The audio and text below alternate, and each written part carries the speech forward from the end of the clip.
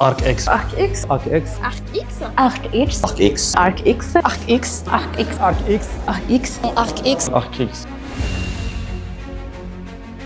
Pour raconter un peu l'histoire d'ArcX et dire comment est-ce qu'on en est arrivé là aujourd'hui. On a commencé en 2018 et on a commencé très doucement avec des petites classes de 10-12.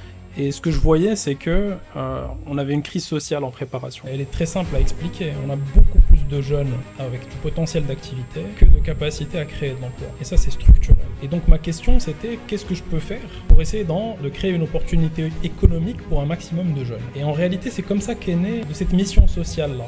Et de dire, faisons en sorte d'être un véhicule d'opportunité pour un maximum de jeunes. Et encore, ça suffisait pas, parce qu'on s'est rendu compte qu'en fait, former sur de la technique, ça règle pas le problème.